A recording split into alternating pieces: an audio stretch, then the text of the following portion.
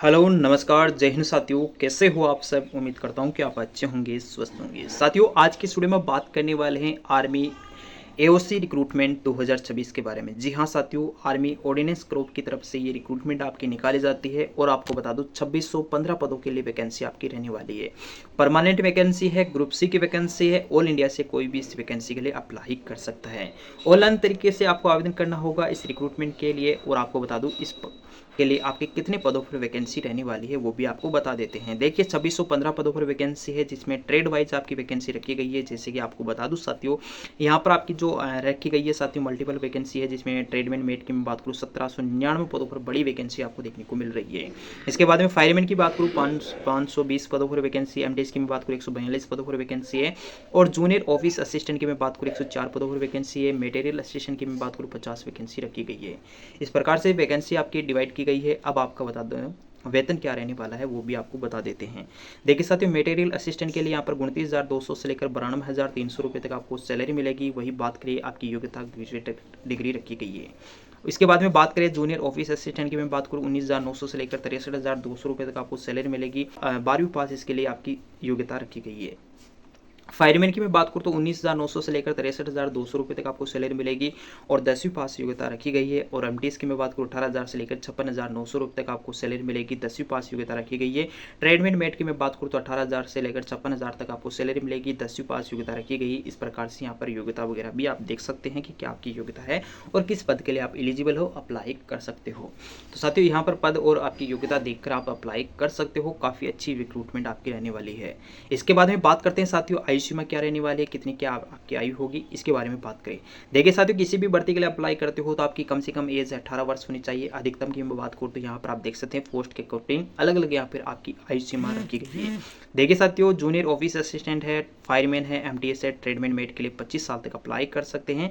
वही बात करें साथियों, यहाँ पर आपकी जो मटेरियल असिस्टेंट है उसके लिए 27 साल तक अप्लाई कर सकते हैं। इसके अलावा आपको एज रिलेशन में भी छूट मिल जाती है। अगर आपकी एज है 25 से ज़्यादा हो चुकी है, 27 से ज़्यादा हो चुकी है, तो आपको एज रिलेशन में भी अलग से आपको छूट मिल जाती है। जहाँ पर बात करें SC/ST को 5 ईयर की छूट मिल जाती है, ओबीसी के लिए 3 साल की छूट अलग से आपको मिल जाती है इस रिक्रूटमेंट के लिए अप्लाई करने के लिए। तो इसके बाद में बात करें शैक्षणिक योग्यता, आपको बताई दी है क्या आपकी योग्यता है, जिसमें आपकी फायरमैन, एमटीएस, ट्रेडमैन मेट के लिए अगर आपकी 10वीं पास योग्यता है और इसके साथ में आपने ITI वगैरह कर रखा है तो आप इस पद के लिए एलिजिबल अप्लाई कर सकते हैं। देखिए साथियों, 12वीं पास की मैं बात करूँ जूनियर ऑफिस असिस्टेंट की वैकेंसी है, जिसके लिए आप 12वीं पास योग्यता है और टाइपिंग इसमें आपको आनी चाहिए। जैसे 35 वर्ड पर मिनट आपकी इंग्लिश में टाइपिंग, हिंदी में 30 वर्ड पर मिनट आपकी हिंदी में आपकी टाइपिंग आनी चाहिए। इसके बाद में मटेरियल असिस्टेंट की मैं बात करूँ, इसमें भी आपकी ग्रेजुएशन डिग्री डिप्लोमा मांगा गया है। डिप्लोमा इन मटेरियल असिस्टेंट या इंजीनियरिंग का आपके पास डिप्लोमा है तो आप इस रिक्रूटमेंट के लिए इजीली अप्लाई कर सकते हो। इसके बाद में बात करते हैं सिलेक्शन प्रोसेस क्या रहने वाला है, इसके बारे में बात करूँ तो साथियों यहाँ पर सबसे पहले मटेरियल असिस्टेंट एमटीएस की मैं बात करूँ तो इसमें रिटन एग्जाम होगा, डीबी होगा, डीबी के बाद में आपका फाइनल सिलेक्शन किया जाएगा। इसके बाद में जो आपकी जूनियर ऑफिस असिस्टेंट की मैं बात करूँ इसमें रिटन एग्जाम होगा, उसके बाद में टाइपिंग टेस्ट, उसके बाद डीबी होगा, डीबी के बाद में आपका फाइनल सिलेक्शन किया जाएगा।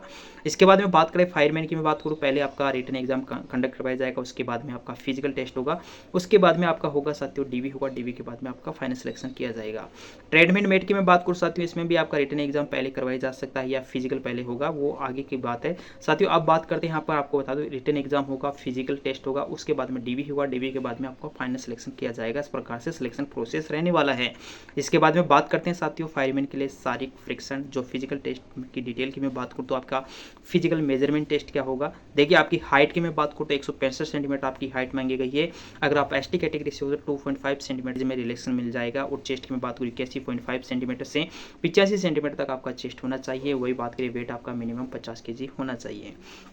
इसके बाद में बात करते हैं साथियों एंड्योरेंस रनिंग टेस्ट की मैं बात करूँ, आपकी रनिंग है वो 1600 मीटर रनिंग करवाई जाएगी, जिसमें 6 मिनट का समय दिया जाएगा। वहीं बात करें फीमेल की मैं बात करूँ तो 1600 मीटर रनिंग के लिए आपको 8 मिनट 26 सेकंड का आपको टाइम दिया जाएगा।